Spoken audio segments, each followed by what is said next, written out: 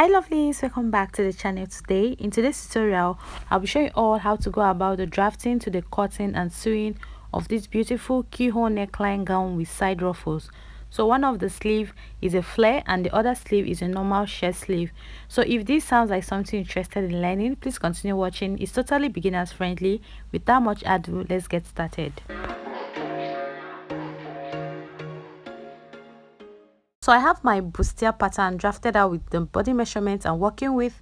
I'll be dropping the link to the detailed tutorial on how to go about the drafting and the sewing and the padding of a bustier in the comment section. It's a 100% detailed beginners friendly tutorial, and please kindly just watch it out. But if you're used to watching all my tutorials, you are free to continue watching this.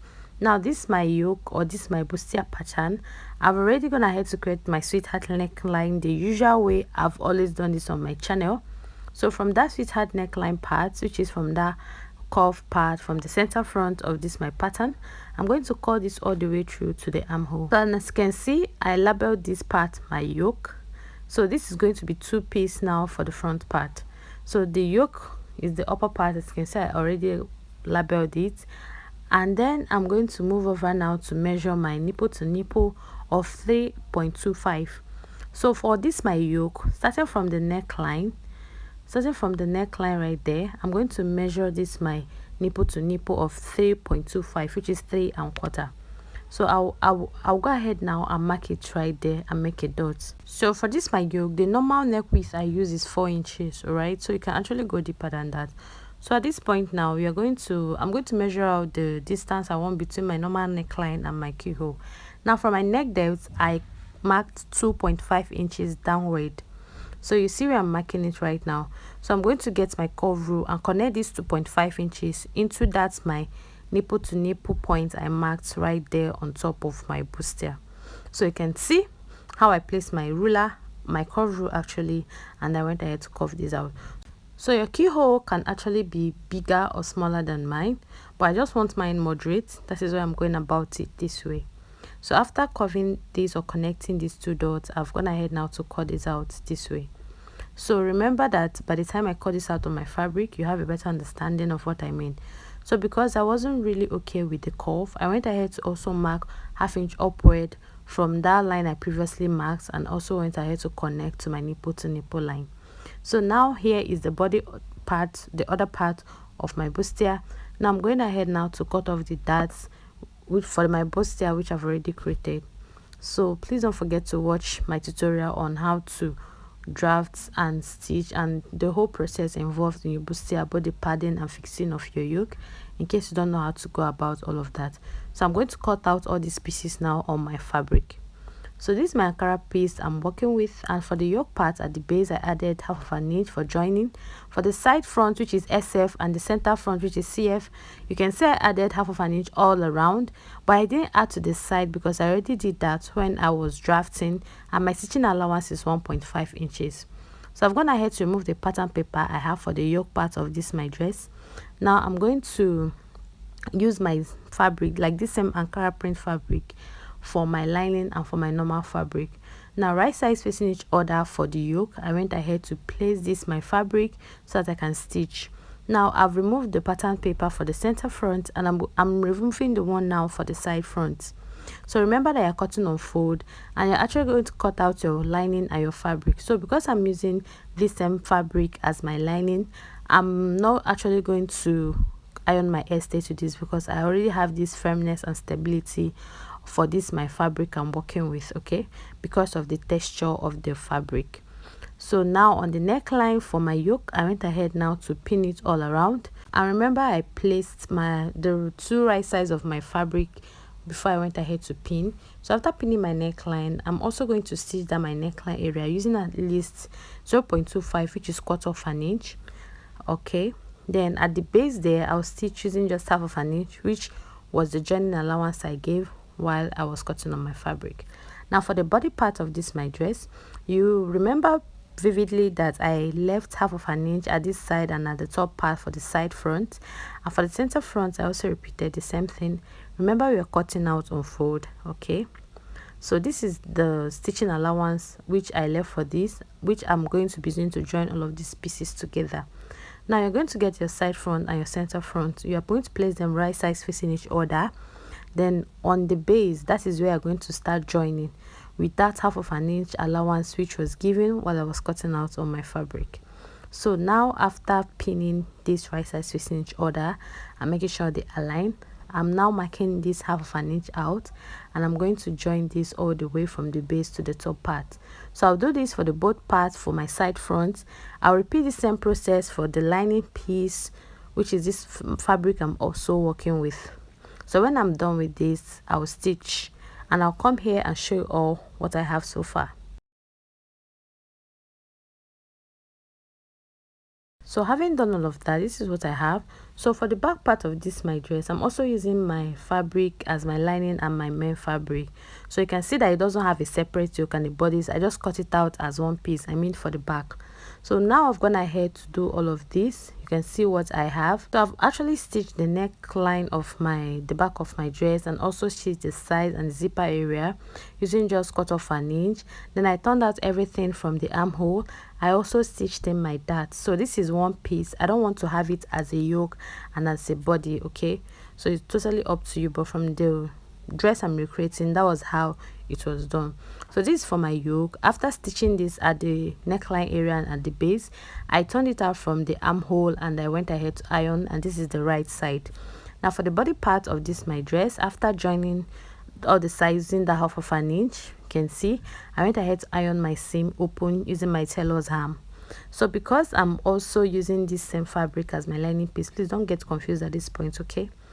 Now I'm going to get one part of this front part of my body part of my dress. Let me just call it that way so you don't get confused. Now I'll place it right sides facing the camera. Now I'm going to get my yoke, and I'll fold this my yoke into two so that I can get the middle. When I get the middle, I'll make a chalk mark this way. Now I'm going to pin this middle with that deep part or the sweetheart part of my dress. So even if I'm not really clear with my explanation, I believe you can see what I'm doing right here very well. So when you're trying to pin your yoke to your dress, you realize that it's not going to really align at that top part. That is because of the 2.5 inches that was already cut off, or the presence of the keyhole, which was the part that was cut off from the neckline, okay? So the essence of pinning the center of your yoke to your dress is to get the middle. By the time you do this, please go ahead and remove that pin, because your yoke is not even meant to pin together with the body part of your dress, okay? So the only part that is meant to align at that top part is when you try to cover it with your lining piece, just as I'm doing right here. So right sides facing each other, you're also going to go ahead and use your lining piece to cover your dress this way, just as I've done right here. So at that top part, you go ahead and mark 1/2 inch, which you're going to use as your joining. Then when you are done marking, go ahead and join this using the 1/2 inch. Then for the two sides, I will join using just 1/4 inch. And by the time I do all of this, I'll come back here and show you all what I've done so far. So after joining, this is what I have. So for that top part which you stitch, please go ahead and notch it properly. Now from the base, I'm actually turning this out so that you can see what I have right now. So I'm not actually padding this particular bustier because my client instructed me not to. So that is the reason why. If you want a tutorial on the padded bustier, is in the comment. The link to the tutorial is in the comment section. So after everything, this is what I have. You can see how beautiful and perfect this my keyhole is actually coming out. It's really pretty, to be honest with you all. So the next I'm going to do now is to stitch the base. So I'm just going to fold both my lining piece and my actual fabric inward this way, and I'm going to pin. Then when I'm done pinning, I'll go ahead and stitch, just folding about 1/4 inch, right? So when you are done, you're going to have a neat finishing at the end of the day. So I've gone ahead to do that right now, and I'm going to join the front part and the back part of this my dress. So firstly, I need to join the shoulder. So I'm going to open up the shoulder for the front part of my dress and the back part this way, making sure that the joints I have on the shoulder aligns with each other. Then I'll pin, open up this way, right sides facing each other, and now join on the wrong side. So after joining, you can see the neat finishing I have right here. It's looking so beautiful and neat. So now the next is to flip it right side facing the right side of the front and the back part of your dress facing each other. Go ahead and place this way and mark your stitching allowance. So my stitching allowance is 1.5 inches, which I'm going ahead now to mark. So from the armhole, I left about half of an inch so that by the time I'm fixing my sleeve, it will be much easier for me.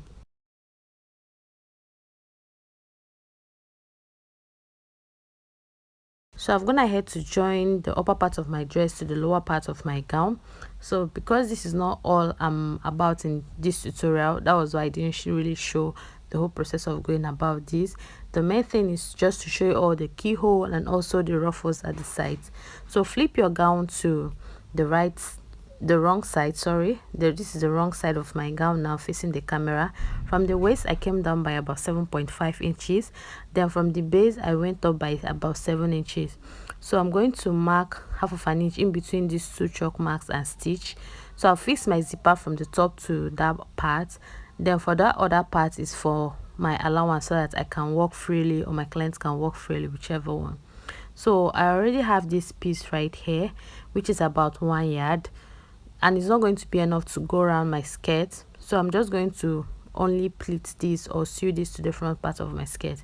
So go ahead and fold in one rough edge of this your fabric. So by length is 12 inches and in width it is 1 yard, that is 36 inches. So run a gather stitch at the top part just as I'm doing right here, and now pull this properly. Pull the two ropes at both sides and make sure that they don't actually cut. Now I'm going to get this my gown. So we all know this ruffle started from the waist actually. So because of the shortage of fabric I have, I'm just going to fix this ruffles to the front part alone, but I'll still show you all how to go about this in case you want to fix the ruffles all around. So from one part of the side of your skirt at the base, go ahead and loosen it up a bit just as I've done right here. Now from the waist part of my skirt, I'm going to join or stitch this my ruffles. So I'll first measure the base of my skirt this way and get the half of it and mark it right there. So from that half point, I'll come up by about 6 inches. Then at that other part where I lose the beads, I'm going to come up by at least 2 inches.